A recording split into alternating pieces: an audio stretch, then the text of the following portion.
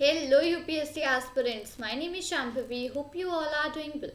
So इस chapter को detail में स्टडी आउट करने के बाद आज हम लोग इस रिस्पेक्टिव चैप्टर की समरी को स्टडी करने वाले हैं. That is chapter number 1 from geography class 6 NCERT.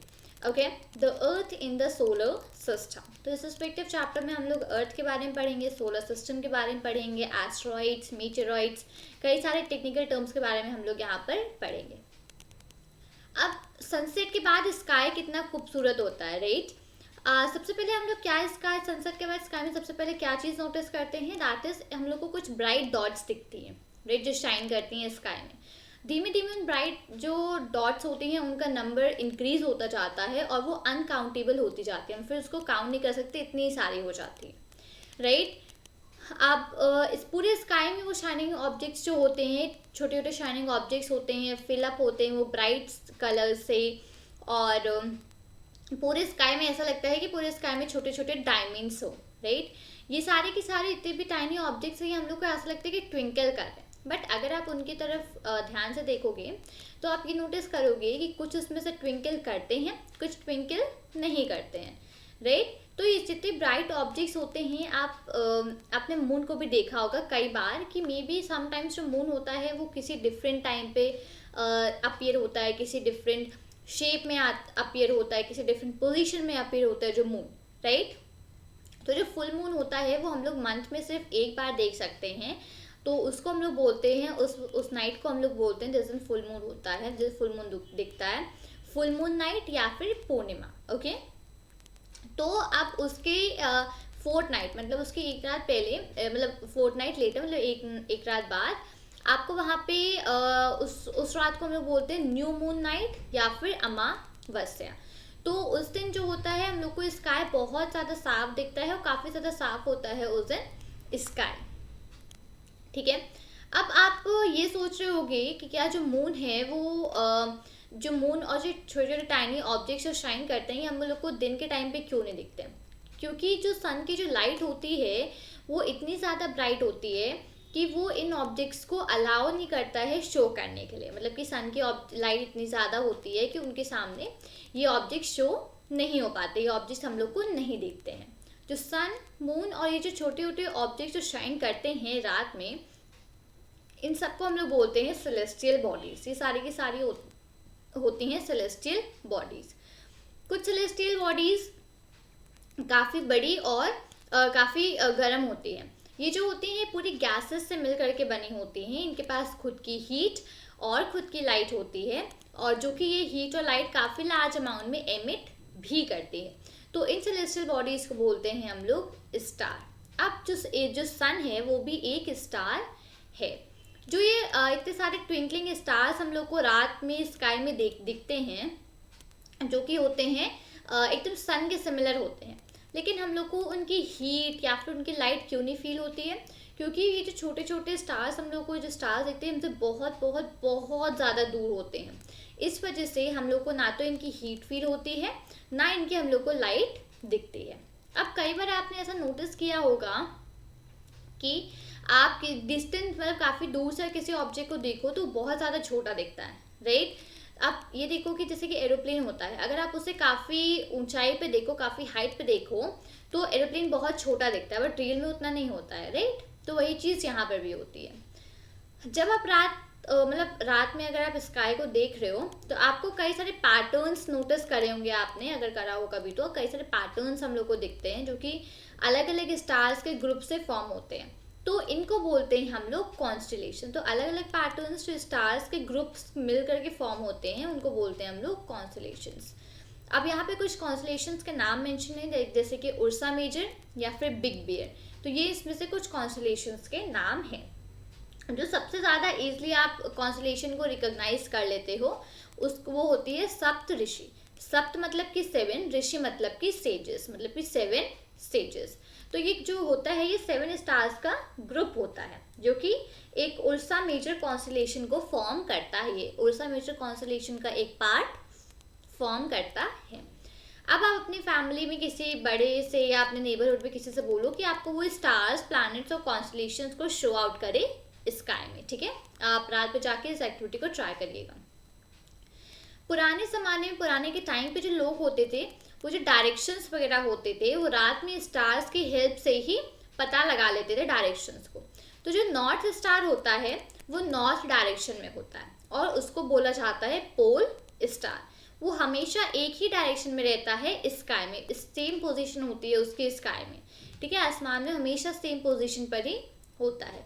हम लोग जो है वो इस पोजीशन को जो है इसको लोकेट कर सकते हैं पोल स्टार को सप्तऋषि की हेल्प से, ठीक है।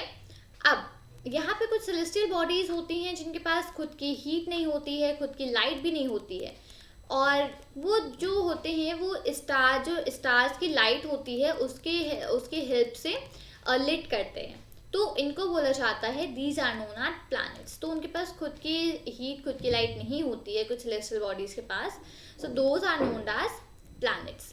तो ये जो वर्ड, जो प्लैनेट है, वो ग्रीक वर्ड से आया है जिसका नाम है प्लैनेटाइड, जिसका मतलब होता है वॉन्डरर्स।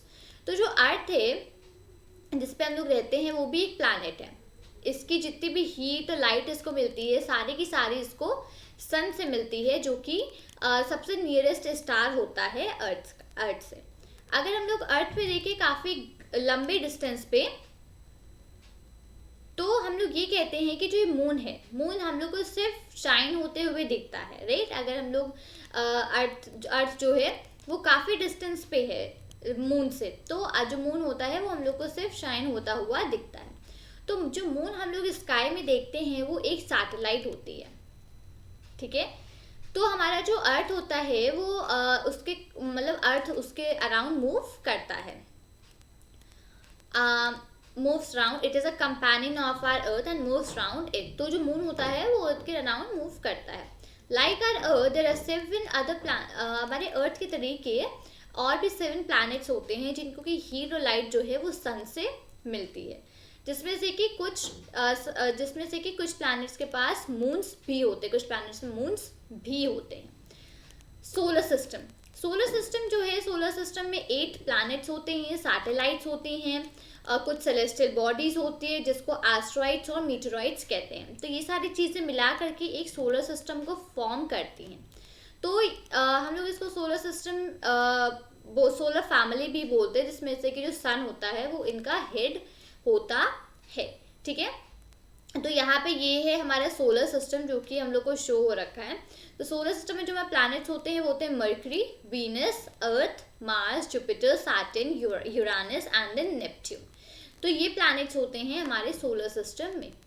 अब सन से यहाँ पे स्टार्ट करते हैं। जो सन है वो हमारे सोलर सिस्टम का सेंटर होता है, ठीक है। वो काफ़ी, एक तो बड़ा होता है, दूसरा ये काफ़ी हॉट गैसेस से मिलकर के बना होता है। ये जो होता है ये सोलर सिस्टम को एक पुलिंग फोर्स प्रोवाइड करता है कि जिससे कि सोलर सिस्टम पूरा बाइंड मतलब जुड़ा हुआ रहता है। जो सन है वो एक अल्टीमेट सोर्स होता है हीट और लाइट का सोलर सिस्टम के लिए, ठीक है। बट हम लोग को इसकी जो हीट होती है वो इतनी ज़्यादा हमको इसकी हीट फील नहीं होती है। क्यों? क्योंकि हमारे नियरेस्ट स्टार है बट इसके सिवाय हमसे बहुत ज़्यादा दूर है। सन की जो डिस्टेंस है अर्थ से वो है 150 kilometres away, about 150 kilometres away है सन अर्थ से। तो इसी की वजह से हमको इतनी ज़्यादा इसकी हीट वगैरह फील नहीं होती है। प्लैनेट्स इन टोटल हम लोग में सोलर सिस्टम में 8 प्लैनेट्स हैं जो कि सन से जिनकी डिस्टेंस मेजर होती है। तो mercury, Venus, Earth, Mars, Jupiter, Saturn, Uranus and Neptune, ये इन टोटल 8 प्लैनेट्स हैं। ये जो 8 प्लैनेट्स है सोलर सिस्टम में, ये सन के अराउंड एक फिक्स पाथ में मूव करते हैं। तो इस फिक्स पाथ को, जिसमें कि ये सन के अराउंड मूव करते हैं, उनको बोलते हैं हम लोग ऑर्बिट्स। मर्करी जो होता है, मर्करी सबसे नियरेस्ट होता है सन के, तो वो अराउंड 88 डेज लेता है एक ऑर्बिट कंप्लीट करने के लिए। ऑर्बिट में वो एक राउंड कंप्लीट करने के लिए अराउंड 88 डेज लेता है। वीनस को जो है, वीनस को अर्थ ट्विन कहा जाता है, ठीक है। अर्थ ट्विन कहा जाता है वीनस को, क्योंकि उसका जो शेप और साइज है वो अर्थ से काफ़ी ज़्यादा सिमिलर है, इसलिए उसको अर्थ ट्विन बोला जाता है। पहले इसमें प्लूटो भी इंक्लूडेड था हमारे सोलर सिस्टम में, लेकिन फिर एक मीटिंग हुई इंटरनेशनल एस्ट्रोनॉमिकल यूनियन की, तो वहाँ पे एक डिसीजन हुआ था कि प्लूटो को सोलर सिस्टम से बाहर निकालने के लिए वहाँ पे मतलब एक डिसीजन हुआ था। तो इस वजह से प्लूटो हमारे सोलर सिस्टम में नहीं है। अर्थ जो है वो थर्ड नियरेस्ट प्लैनेट है सन से, वो सबसे मतलब थर्ड नियरेस्ट प्लैनेट है सन के। तो इसके साइज में जो अर्थ है वो अर्थ फिफ्थ लार्जेस्ट प्लैनेट है, ठीक है। वो जो मतलब पोल्स होते हैं, पोल्स पे हल्का सा फ्लैटेन मतलब फ्लैट शेप का होता है अर्थ, इसलिए हम लोग ना तो इसको सर्कल ना स्फेरिकल ऐसा कोई शेप ना ओवल शेप्स नहीं बोलते हैं, हम लोग इसको बोलते हैं जियोइड, GEOID। तो अर्थ का जो शेप होता है वो जियोइड होता है, ठीक है। जियोइड का मतलब अर्थ लाइक शेप। तो अर्थ में ऐसी कंडीशंस होती हैं, ऐसी फेवरेबल कंडीशंस होती हैं जो कि लाइफ को सपोर्ट करती हैं, ठीक है। ना तो अर्थ बहुत ज़्यादा हॉट होता है, ना बहुत ज़्यादा ठंडा होता है। वाटर और एयर भी होता है, मतलब प्रोवाइड होती है अर्थ में, जो कि सबसे ज़्यादा ज़रूरी है हमारे सर्वाइवल के लिए। तो जो एयर है वो लाइफ सपोर्टिंग गैसेस होती है, जैसे कि ऑक्सीजन। और इन्हीं सब रीजन से जो अर्थ है एक यूनिक प्लैनेट हो जाता है सोलर सिस्टम में। तो जो आउटर स्पेस होती है अर्थ की, अगर आप बाहर से अर्थ को देखोगे तो पूरा ब्लू कलर का दिखेगा, क्योंकि अर्थ का 2/3 ऑफ द सरफेस जो है वो पूरा पानी से कवर अप है, तो इसलिए इसको बोला जाता है ब्लू प्लैनेट। ओके।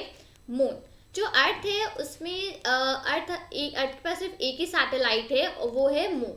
इसका जो डायमीटर है वो 1/4 है अर्थ से। जो है ये काफ़ी पास अपीयर होता है हमारे प्लैनेट के काफ़ी पास लगता है दूसरे सेलेस्टियल बॉडीज़ के कंपैरिजन में। तो ये जो है ये 3,84,400 किलोमीटर्स दूर है बस अर्थ से। अब आप इसका जो डिस्टेंस है वो अर्थ का सन से और मून का सन से आप एक बार मून का अर्थ से कंपेयर कर सकते हो। मैंने अभी आपको पहले ही बताया था दोनों का डिस्टेंस, तो आप इसको कंपेयर करो और आप खुद फाइंड आउट करो कि कौन सा ज़्यादा क्लोज है। तो जो मून है वो जो अर्थ के अराउंड अबाउट 27 डेज में मूव करता है, ठीक है। तो ये एग्जैक्टली सेम टाइम लेता है एक स्पिन को भी कंप्लीट करने में। तो एज अ रिजल्ट जो वन साइड ऑफ मून है हम लोग को वही विजिबल होता है, सिर्फ अर्थ से एक ही साइड हम लोग को सिर्फ विजिबल होता है। तो जो मून है, मून में फेवरेबल ऐसी कंडीशंस नहीं है जहाँ पे कि लाइफ एग्जिस्ट कर पाए। उसमें क्या है, मून में माउंटेन्स होते हैं, प्लेन्स होते हैं, तो यही सब चीज़ें मून में है। तो इसी वजह से हम लोग को कई बार मून में कुछ शैडोज वगैरह दिखती हैं, मून के सरफेस पे का शैडोज होती हैं, तो इन्हीं सब चीज़ों की होती हैं। अब एस्टेरॉइड्स क्या होते हैं? स्टार्स, प्लैनेट्स और सैटेलाइट्स के सिवा कई सारी छोटी छोटी बॉडीज़ हैं जो कि सन के अराउंड मूव करती हैं, उनको बोलते हैं हम लोग, उन बॉडीज़ को बोलते हैं एस्टेरॉइड्स। तो ये जो हैं ये मार्स और जुपिटर्स के ऑर्बिट पे फाइंड आउट होती हैं, मतलब मार्स और जुपिटर के ऑर्बिट के बीच में। मैंने आपको सोलर सिस्टम दिखाया था, वहाँ पे मैंने दिखाया था आपको एस्टेरॉइड्स भी, राइट। तो साइंटिस्ट को ऐसा लगता है, मतलब ऐसा व्यू करते हैं कि जो एस्टेरॉइड्स हैं वो किसी प्लैनेट का पार्ट है जो कि कई साल पहले एक्सप्लोड हुआ होगा, तो उसी प्लैनेट के जो पार्ट्स है वही होते हैं एस्टेरॉइड्स, ठीक है। साइंटिस्ट का ऐसा व्यू है। मीटेराइट्स, अब जो छोटे छोटे पीसेस होते हैं रॉक्स के जो कि सन के अराउंड मूव करते हैं उनको बोलते हैं हम लोग मीटेराइट्स। कई बार जो मीटेराइट्स होते हैं ये अर्थ के पास आ जाते हैं और कभी कभी वहाँ अर्थ के पास आकर गिर भी जाते हैं। तो इस प्रोसेस में क्या होता है, फ्रिक्शन की वजह से वो एयर में रह जाते हैं और वो हीट होके एकदम जल जाते हैं और उसकी वजह से एक फ्लैश ऑफ लाइट होती है, मतलब एक अचानक से एक लाइट कोई चमकती है। कई बार ऐसा होता है कि जो मीटियोर होता है वो बिना पूरा बर्न हुए ही गिर जाता है, तो उस जगह पे वो एक हॉलो क्रिएट हो जाता है। हॉलो मतलब एक जगह टाइप की क्रिएट हो जाती है। क्या आपको कभी एक वाइटिश ब्रॉडबैंड टाइप का दिखा है स्काई में, कभी क्लियर एक स्काई में? क्या होता है कि कई सारे मिलियंस ऑफ स्टार्स जहाँ पे इकट्ठा हो जाते हैं, क्लस्टर होते हैं, तो वो बैंड होता है मिल्की वे गैलेक्सी। जब कई सारे जो मिलियंस ऑफ स्टार्स वो एक साथ क्लस्टर हो जाते हैं, एक साथ इकट्ठा हो जाते हैं, तो उस बैंड को हम लोग बोलते हैं मिल्की वे गैलेक्सी। तो हमारे सोलर सिस्टम है वो इसी गैलेक्सी का पार्ट है। एंशियंट इंडिया में इसको इमेजिन किया जाता था रिवर ऑफ लाइट, ठीक है, रिवर ऑफ लाइट जो कि स्काई में फ्लो कर रही है, तो पहले के समय में इसको ऐसे इमेजिन किया जाता था, तो इसी वजह से इसका नाम भी दिया गया था आकाश गंगा। अब गैलेक्सी जो होती है वो बहुत बिलियंस ऑफ स्टार्स का एक बहुत बड़ा सिस्टम होता है, बिलियंस ऑफ स्टार्स का। क्लाउड्स ऑफ डस्ट और गैसेस, इन सब का एक बहुत बड़ा सा सिस्टम होता है जिसको बोलते हैं हम लोग गैलेक्सी। तो यहाँ पे मिलियंस ऑफ गैलेक्सीज हैं जो कि एक यूनिवर्स बनाती हैं। अब ये बहुत ही ज़्यादा डिफिकल्ट है इमेजिन करना कि यूनिवर्स कितना बड़ा है। जो साइंटिस्ट है वो स्टिल अभी भी कोशिश कर रहे हैं यूनिवर्स के बारे में और भी चीज़ें फाइंड आउट करने के लिए।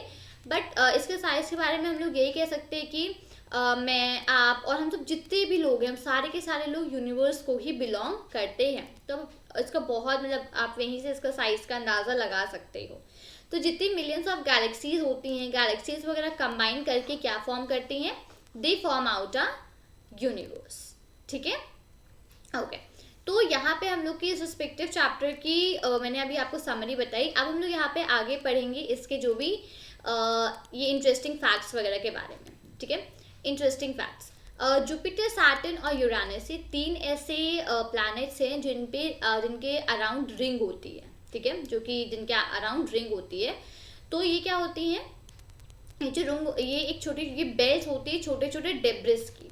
ठीक है, तो जो रिंग्स होती हैं ये अर्थ से अगर आपको अर्थ से देखना है तो बहुत ही ज़्यादा पावरफुल टेलीस्कोप्स के हेल्प से आप इनको देख सकते हो, बट ऐसे जनरली ये नहीं दिखाई देती हैं। अब जो वर्ड हमारा सोलर बना वो कैसे बना? सोल एक रोमन माइथोलॉजी है। ठीक है, जिसका मतलब होता है सन गॉड। ठीक है, तो सोलर का मतलब होता है कि रिलेटेड टू द सन। तो सन की जो फैमिली है, ठीक है, सन की जो फैमिली है उसको हम लोग बोलते हैं सोलर सिस्टम। तो इस तरीके से राइट इसका एक्चुअली नाम पड़ा। अब वर्ड्स के जो ओरिजिन होते हैं वो कैसे होते हैं? कई सारे वर्ड्स ऐसे होते हैं जो कि लैंग्वेज में यूज़ होते हैं। ठीक है, जो कि मे बी किसी अदर लैंग्वेज के होते हैं। तो ज्योग्राफी, जैसे कि एक ज्योग्राफिक वर्ड है, ये एग्जाम्पल है एक इंग्लिश वर्ड का। तो इसका जो ओरिजिन है ना, इसका ओरिजिन है ग्रीक, जो कि डिस्क्रिप्शन ऑफ द अर्थ को रिलेट करता है। तो ज्योग्राफी जो है 2 वर्ड से मिलके बना है। जी मतलब कि अर्थ, और ग्राफिया मतलब कि राइटिंग। तो इस तरीके से यहाँ पे ये वर्ड भी बना है, दैट इज ज्योग्राफी। अब ह्यूमंस जो हैं वो हमेशा रात मतलब इस नाइट स्काई को देख के हमेशा फैसिनेट होते हैं। अब जो लोग सेलेस्टियल बॉडीज और उनके मूवमेंट्स के बारे में पढ़ते हैं उनको बोलते हैं हम लोग एस्ट्रोनॉमर्स। तो आर्यभट्ट एक बहुत ही फेमस एस्ट्रोनॉमर थे एंशिएंट इंडिया के। तो उन्होंने कहा था कि जो मून और जो प्लैनेट्स हैं वो जो सनलाइट का जो रिफ्लेक्शन होता है उसकी वजह से शाइन करते हैं।